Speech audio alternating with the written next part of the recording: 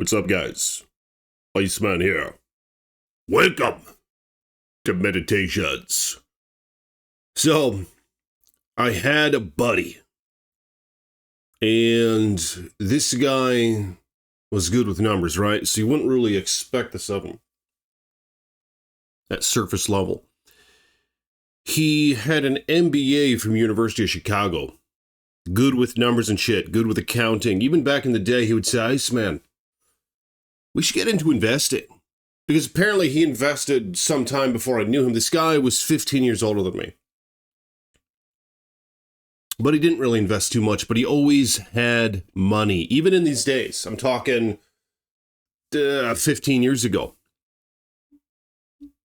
He had 20 grand in his checking account, 30 grand in his checking account. Just always had a bunch of cash, right? And back in those days, that was kind of a new world to me. Being one who just saves ridiculously and all that. So I thought that was a lot of money, you know? And today it is, obviously. There's a lot of folks, most folks don't have $500 in their checking account. That's how fucked up it is. But this guy, he had one flaw that was really screwing him up.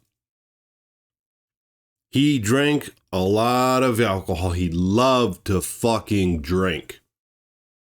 All right. And I remember he would try to get me to go to the bars with him. And I'd say, I don't want to go to bars. I don't want to drink. He'd be like, oh, come on, I'll buy you something. He's like, I'll buy you an alcohol. He was like, I was like, I don't really want. He was like, I'll buy you a burger. I was like, okay. So he'd take me, I'd get a burger. Sometimes I'd get a beer with it. Most of the time I wouldn't. I'd just get wings or something. But this guy would drink, and he drank a lot. And I would ask him, why the hell do you do this? And he'd get drunk off his ass. I remember seeing him at the bar. Like, sometimes I'd go, like, when I would get off hanging out with the women, right? Like, I would be dating girls back in that day. I wasn't married with a couple of wives like I am now. And I'd be hanging out with a girl, and then she'd have to go back to her parents' house or whatever. I mean, she was my age. It's just a lot of folks lived with their parents in their early 20s. You know what I'm saying? And I would then, after we parted, the girl and I would go and try to find my dog, right? And he'd be, I always knew he was going to be at bars, not too far in our little town. We have a little strip downtown where there's a bunch of bars. Usually he'd just walk to his place and he'd hit up those bars because he lost his license. Obviously, he lost his license because he drank. So I would go looking for him. And I remember one of the last times I found him at this one bar in particular, and he'd often get kicked out of the bars. He was slouched over like a zombie like this. He's like, what? And I'd go up by him, and I'd push him, I'd be like, hey, man. He'd be like, oh, what? He'd be so fucking trashed. And the bartender would just be standing there, just shaking his head, it's just unfucking believable.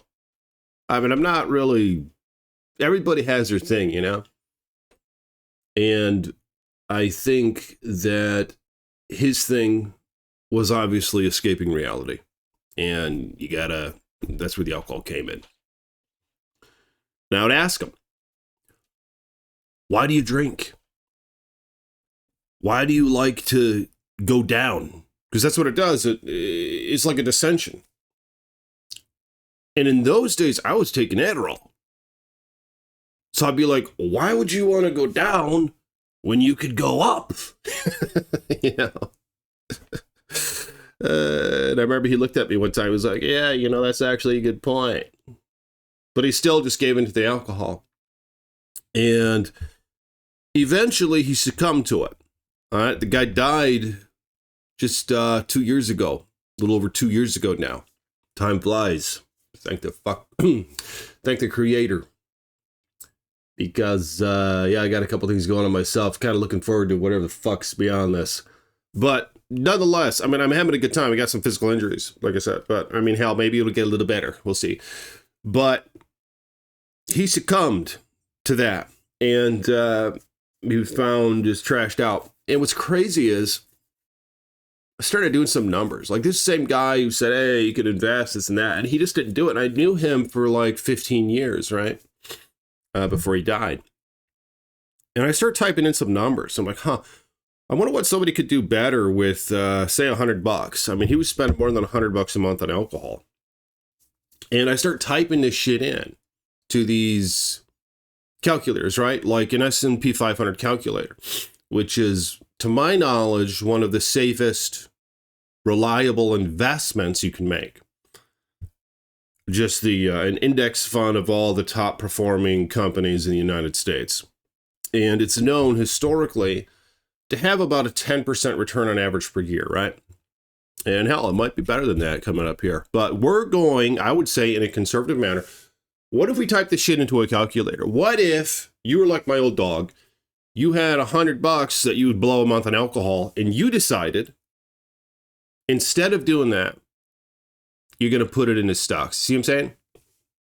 Just $100 a month. You could set that, and now, today, is easier than ever before. You know, you get a lot of folks who are saying, oh, Iceman, it's the hardest fucking time to be alive right now. Oh, Iceman, times is rough. Iceman, them gas prices. Iceman, them groceries. Iceman, all this other bullshit. It's just impossible to fucking live. But you got to look at the right side sometimes. And it's easier than ever, I think, to invest and be a part owner in all these companies. That's what you're doing. You're buying shares and becoming a part owner to an extent. You don't have a say unless you buy a lot of the fucking shares. But you own it nonetheless, to where you get the derivatives from that as those shares increase in value. So it's an easier time than ever to do that. And if my old dog would have, say, put $100 a month into this shit, right? Let's just say for 30 fucking years. Why 30 years? Well, because a lot of us, I think, are in our 30s for one. I'm 38. And I know some of you guys, most of you guys are probably a little younger than me. I don't know what the age of retirement is. Is it 65 or some shit? I don't know. Let's say you're 35 fucking years old, right? 4, 5, 6, 30 more years. You're going to be about 65, about retirement age. How might you have another $250,000 in the bank, or as liquid assets anyway, in 30 years? Well, according to my calculations, all you have to do is put $100 in the fucking account every month, right? And in 30 years, at a 10% return, with all that compounding interest and all that bullshit, you'll have $228,000. That's almost $250,000. I'm sure we give it one more year to. I mean, this shit, you see how that thing goes up? You see that little arc goes up, like, drastically? It goes up even more the longer you let that shit bask. So you give it a couple more years even, it's going to be compounding like a motherfucker. All right? And what if you're to put $150 a month in it? But you see what I'm saying? Is people, I think most of us have shit we could weed out. Now, I mean, in a lot of cases, it probably is alcohol, right? I mean, alcohol was an easy one for me. What does alcohol do to a man? Well, it fucks up his dick. Why the hell would I drink something that fucks up my dick? You see what I'm saying? So I quit alcohol as soon as I started Googling shit and finding this shit out. Oh, it causes ED. Oh, it decreases testosterone. Oh, it makes you lazy as fuck. Okay, sounds like something I should probably quit. So for me, it was easy. I mean, for some people, it's not. But still, there's probably other things you could weed out. I mean, I would advise to get rid of the fucking alcohol. But say that even you like to drink a little bit, there's other shit. I mean, people go to Starbucks, buy those frappuccinos, all that bullshit. They have Netflix to watch all that woke shit. They got Amazon Prime. I mean, I get Amazon Prime off and on because I like to order a bunch of shit sometimes. But right now, I actually don't have it. It expired about a month ago. Or, a couple days ago, really. But there's always shit you could weed out. You know, stop getting the energy drinks. Stop getting the sugar drinks. Stop going out to fast food. Start making your own meals. Eat tuna and eggs. That's like all I fucking eat. And spinach. You see what I'm saying? Because that stuff is all cheap, abundant. It's high in protein. It's pretty much all the essentials. Maybe some fruits here and there. But I think that everybody's like, oh, it's too fucking hard. Oh, times is tough, this and that. I'm just going to wallow and keep blowing my money. You might as well burn your fucking money than spend it on some things that people spend it on. Because with the alcohol thing, for example, there's two benefits. One, you're going to have $250,000 in 30 years. If you're, say, one who puts $100 into these index funds every month instead of put it toward alcohol. Two is you're never going to drink alcohol again. So see what I'm saying? So you're going to have all the positive effects from that. So everybody, I think, can find some shit that they can weed out. And I'm curious what you guys have to say in the comments below. I mean, right now, one of my wives is about to go grocery shopping this weekend, right? What did I tell her? It's the one who goes grocery shopping. I mean, sometimes the other one goes with her, but she said, well, I said, hey, how about we play Little House on the Prairie, is what I call it, right? Because she would read me these books when I fucked myself up. I was sitting on my ass trying to heal in some cast from a pec tear from bench press. And she started reading me these books that she had, these old collection of books called Little House on the Prairie, about these pioneers of some shit who just live out in on the prairie or something, and you know, they gotta get their own water, get their own meat, they gotta do all this shit, and they were often broke as fuck, right? And so basically, after reading it, I was like, wow, those folks, yeah, they had it rough. They're dying of disease and shit. And I said, hey, why don't we play that? Like, you know, because they lived like they were fucking broke, so they were. I was like, so why don't we try Little House on the Prairie? So that's kind of code language to let's be really cheap. So you're going to the grocery store, let's play Little House on the Prairie, meaning you're gonna not buy some of the packaged shit. I mean, we generally buy healthy stuff. We primarily buy just raw meats, raw vegetables, raw fruit, and sometimes some sparkling water drinks, which are a waste of money. But that's pretty much the one thing that we waste our money on. It's little sparkling water cans. They come in a case of 12 for like $4 or something.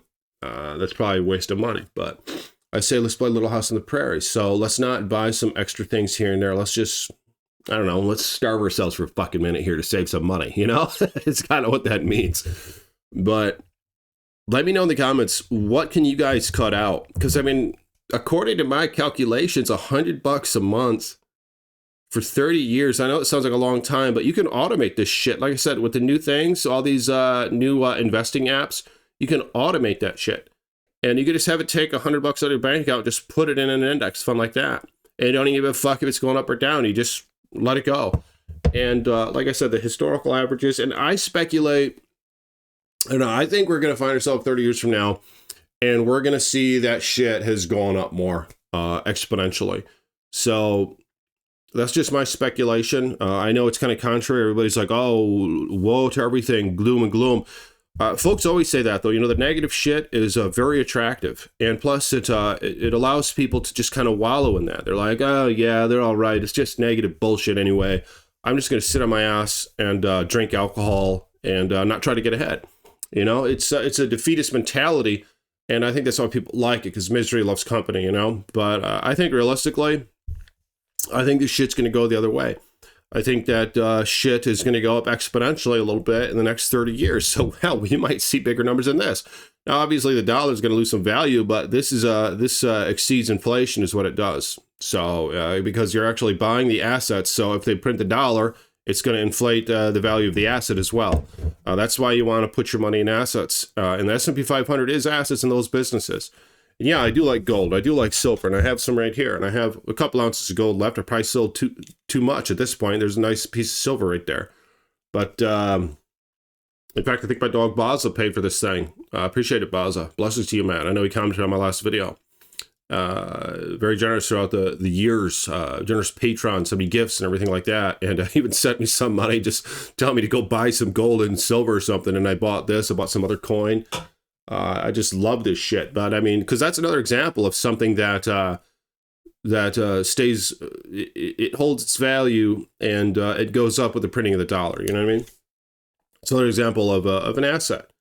But nonetheless, if you guys will like the video, subscribe to the page, let me know in the comments, what can you cut out to maybe save $100 a month, you know? And I do appreciate you all. And if you are my patrons, obviously it's the one fucking thing I don't want you to cut out, you know? I mean, it's a good time. We're talking about shit on this channel.